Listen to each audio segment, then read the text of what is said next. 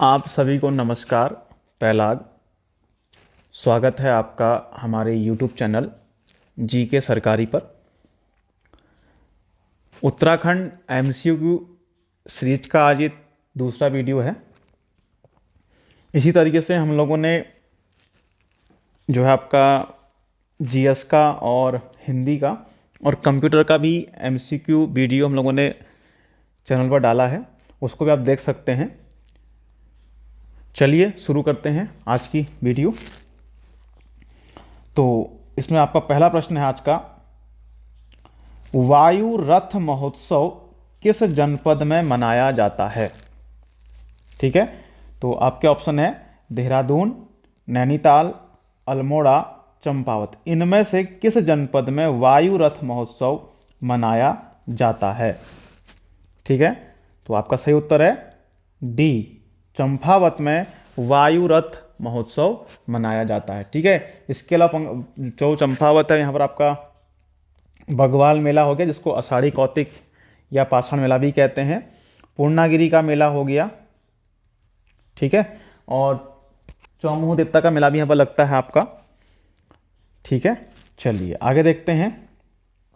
नदी घाटी की सिंचित कृषि भूमि क्या कहलाती है? नदी घाटी की सिंचित कृषि भूमि क्या कहलाती है?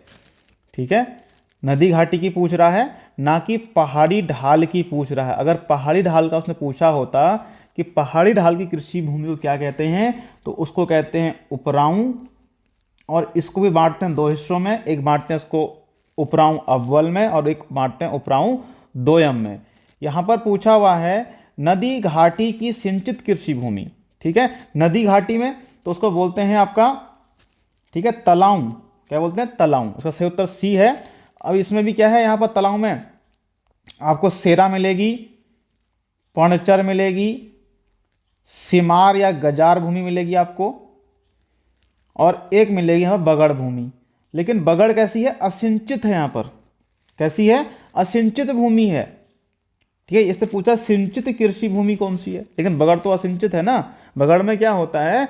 रेतीला भाग होता है नदी वहाँ भूमि का, लेकिन नदी का कहीं नीचे चली जाती है और गहरी होगी नदी, और ये हिस्सा भूमि का जो बगड़ का है ऊपर रह जाता है। ठीक है, नदी बह रही है आपकी नीचे की तरफ और ये ऊपर रह गया ऊपर, तो यहाँ पानी नहीं जा पाता है ऊपर। इसलिए क्या है, ये जो बगड़ भूमि होती है नदी घाटी की असिंचित भूमि होती है। ठीक है, और जो काला बंजर है ये बोलते हैं उसको खील या कटील भूमि को। ठीक है, तो खील कटील भूमि कैसी होती है? यानी कि यहाँ पर सीढ़ीदार खेत नहीं होते हैं। काला बंजर भूमि जो खील कटील भूमि होती है, 3 या 4 साल में एक बार यहाँ पर जो किसान है वह खेती करता है। ठीक है, हल से यहाँ पर जुताई नहीं हो पाती है। चलिए अगला प्रश्न है 28वां, प्रसून जोशी का संबंध किस क्षेत्र से? प्रसून जोशी, ऑप्शन है शिक्षा, संगीत, पर्यावरण या फिर खेल। इनमें से किस क्षेत्र से जुड़े हुए हैं प्रसून जोशी? तो सही उत्तर है आपका बी, संगीत के क्षेत्र से जुड़े हैं आपके प्रसून जोशी। अगला प्रश्न है, राज्य में पहली सेवा क्षेत्र नीति को कब मंजूरी दी गई? सेवा क्षेत्र नीति, ठीक है, यानी कि यहाँ पर इन्वेस्टमेंट करने के लिए एक सेवा क्षेत्र नीति लाई गई थी। इसको कब मंजूरी दी गई?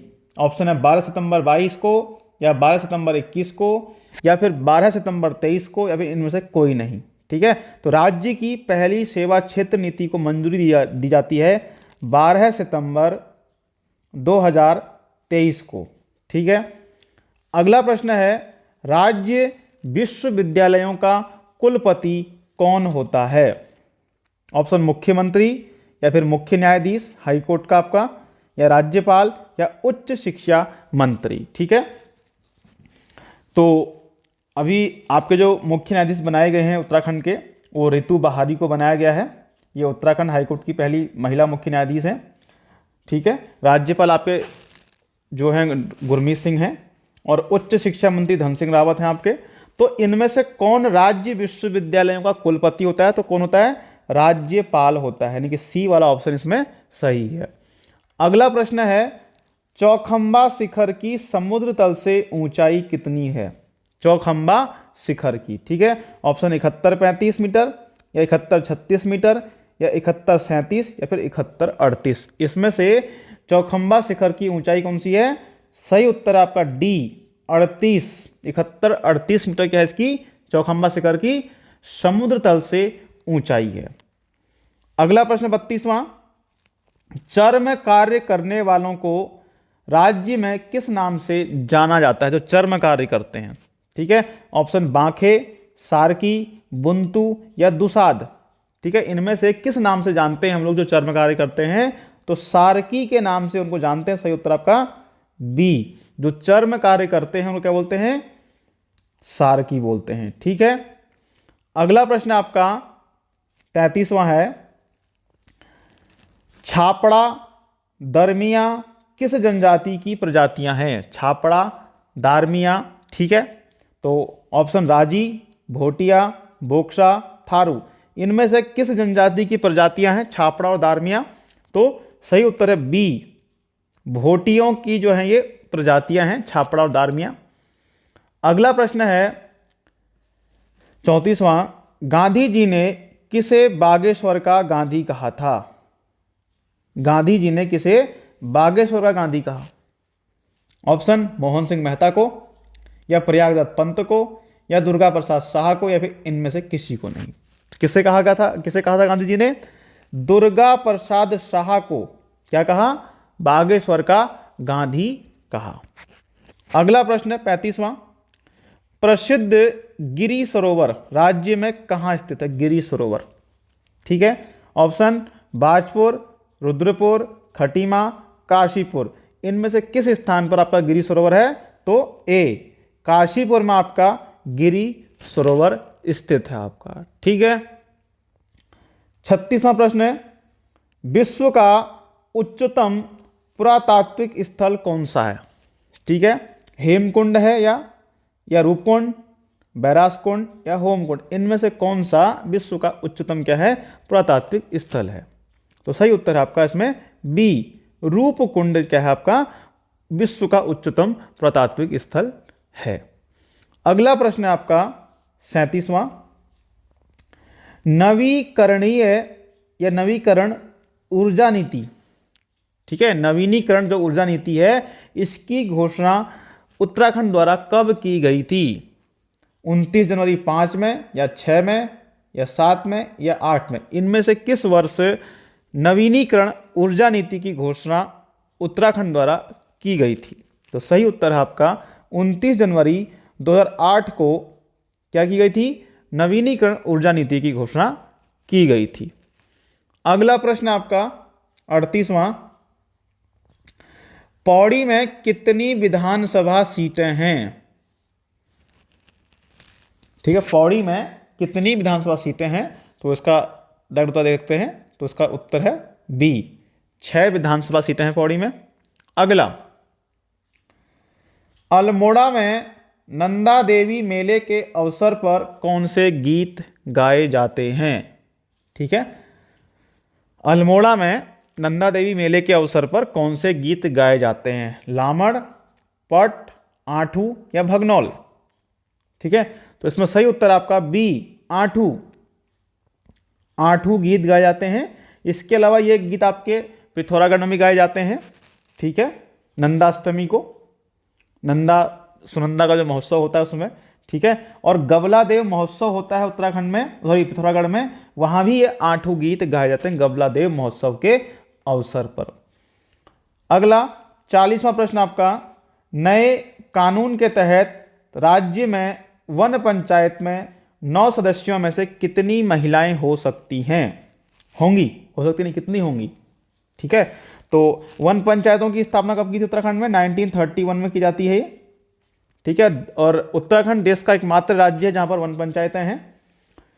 तो सही उत्तर होगा इसमें आपका 4, 9 में से 4 महिलाएं इसमें होनी आवश्यक है।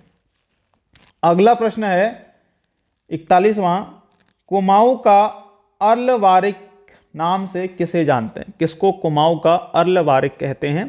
ऑप्शन है शिवदेव जोशी, हर्षदेव जोशी, मौलाराम को या बीडी पांडे को, इनमें से किस व्यक्ति को कुमाऊं का अर्लवारिक कहा जाता है? ठीक है, इनमें से जो शिवदेव जोशी हैं इनको तो बैरम खां कहा जाता है, ठीक है, बीडी पांडे को कुमाऊं केसरी कहा जाता है। ठीक है, और एक व्यक्ति हैं आपके हर्षदेव ओली, इनको कहा जाता है आपका काली कुमाऊं का शेर कहते हैं। इनको क्या कहते हैं? काली कुमाऊं का शेर कहा जाता है। तो कुमाऊं का अर्ल वारिक किसे कहते हैं? में से हर्षदेव जोशी को कुमाऊं का क्या कहते हैं? अर्ल वारिक कहा जाता है।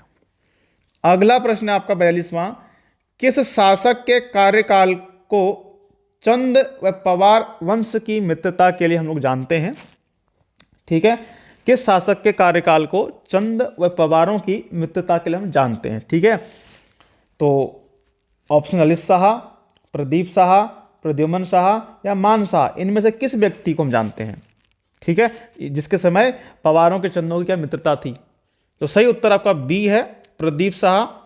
ठीक है, 1717 में गद्दी पर बैठे थे और उसके बाद इन्हीं के समय यहाँ कुमाऊं पर रोहिलों का आक्रमण होता है। बाद में ये साथ देते हैं लेकिन हार जाते हैं और रोहिलों को युद्ध क्षति के रूप में अपने पास से धन देते हैं ये। ठीक है, चलिए अगला प्रश्न देखते हैं 43वां, राज्य में बागवानी को बढ़ावा देने हेतु किस देश की कृषि तकनीक का प्रयोग किया जा रहा है? ठीक है, किस देश की कृषि तकनीक का प्रयोग किया जा रहा है? बागवानी को बढ़ावा देना है तो किस देश की कृषि तकनीक का प्रयोग हो रहा है? ऑप्शन जापान का या फ्रांस का या रूस का या इजराइल का। ठीक है, तो इनमें से इजराइल की जो कृषि तकनीक है उसका प्रयोग यहां पर बागवानी को बढ़ावा देने हेतु किया जा रहा है। ठीक है, 44वां प्रश्न आज का, निम्न में से कौन सा बांध भूकंप अधिकेंद्र क्षेत्र महान टियर फास्ट पर स्थित है? ठीक है, यानी कि किस बांध के नीचे से जो केंद्रीय भ्रंश रेखा है वो जाती है? ठीक है, ऑप्शन कोटेश्वर बांध, टिहरी बांध, कोठार या जमरानी। सही उत्तर आपका टिहरी बांध के नीचे से ये जो मुख्य केंद्रीय भ्रंश से जाती है इसको बोलते हैं भूकंप अधिकेंद्र क्षेत्र स्थित है यहां पर। ठीक है, अगला, न्याय हेतु महापंचमठ किस जनजाति में पाया जाता है? कौन सा है? महापंचमठ किस जनजाति में होता है न्याय के लिए? ऑप्शन थारू, बोक्सा, राजी या भोटिया। तो सही उत्तर इसमें होगा आपका थारू में क्या होता है? महापंचमठ होता है न्याय के लिए। अगला प्रश्न है, राज्य में अखरोट उत्पादन को बढ़ावा देने हेतु चलाए गए मिशन का क्या नाम है? ठीक है, राज्य में अखरोट उत्पादन को बढ़ावा देने हेतु चलाया गया जो मिशन है उसका क्या नाम है? हर्बल मिशन, इसको हर्बल हो गया, इसको हर्बल कर लीजिएगा, हर्बल मिशन या मिशन अखरोट या वेल नेट मिशन या मिशन तेजोमय, इनमें से कौन सा मिशन चलाया जा रहा है अखरोट के उत्पादन को बढ़ावा देने के लिए? तो सही उत्तर आपका वेल नेट मिशन, ऑप्शन नंबर सी। तो अखरोट को बढ़ावा देने हेतु वेल नेट मिशन का यहां पर इसको चलाया जा रहा है अखरोट को के उत्पादन को बढ़ावा देने हेतु। अगला प्रश्न है 47वां प्रश्न है आपका, कत्यूर घाटी में बद्रीनाथ मंदिर का निर्माण किसने करवाया था? कत्यूर घाटी में स्थित बद्रीनाथ जो मंदिर है उसका निर्माण किस चंद शासक ने करवाया? ऑप्शन गरुण ज्ञानचंद, उद्योतचंद, ज्ञानचंद द्वितीय या रुद्रचंद, इनमें से किस व्यक्ति ने करवाया था? सही उत्तर आपका सी, ज्ञानचंद द्वितीय के द्वारा कत्यूर घाटी में बद्रीनाथ मंदिर की स्थापना की गई थी। 48वां प्रश्न आपका, विलियम टेल द्वारा डबल लॉक व्यवस्था कब शुरू की गई? ट्रेजरी हेतु ये डबल लॉक व्यवस्था थी। इसमें एक चाबी ट्रेजर के पास रहती थी और एक डिस्ट्रिक्ट कलेक्टर के पास इसकी चाबी रहती थी। ठीक है, ऑप्शन 21 में, 22 में, 23 में, 24 में, इनमें से किस वर्ष डबल लॉक व्यवस्था विलियम टेल द्वारा शुरू की गई? तो सही उत्तर आपका डी, 1824 में यह डबल लॉक व्यवस्था टेल द्वारा शुरू की गई थी। अगला प्रश्न है, मातृ सत्ता व्यवस्था राज्य की किस जनजाति में प्रचलित है? यानी कि जो मातृ सत्तात्मक समाज होता है वो किस जनजाति में हमको देखने को मिलता है? तो ऑप्शन नंबर है आपके पहला बोक्सा या राजी में, थारू में, जौनसारी में, इनमें से किस जनजाति में मात्र सत्तात्मक जो समाज है हमको देखने को मिलेगा? तो सही उत्तर आपका सी, थारुओं में मात्र सत्तात्मक समाज हमको देखने को मिलता है। अगला प्रश्न है, आज का लास्ट प्रश्न है, राज्य मानवाधिकार आयोग के अध्यक्ष सहित सदस्यों का कार्यकाल 5 वर्ष से घटाकर कितना कर दिया गया है? राज्य मानवाधिकार आयोग के अध्यक्ष सहित जो सदस्य हैं उनका कार्यकाल पहले 5 वर्ष था, अब कितना कर दिया घटाकर? तो पहला ऑप्शन 4 वर्ष, 3 वर्ष, 2 वर्ष या फिर 1 वर्ष। ठीक है, तो सही उत्तर आपका 3 वर्ष कर दिया गया है अब। ठीक है, तो राज्य मानवाधिकार के जो अध्यक्ष हैं और जो उनके सदस्य हैं उनका कार्यकाल कितना कर दिया है? 3 वर्ष कर दिया गया है। ठीक है, चलिए आज के लिए इतना ही काफ़ी है, मिलते हैं अगली वीडियो में, और साथ रहने के लिए आप सभी का धन्यवाद। चलिए।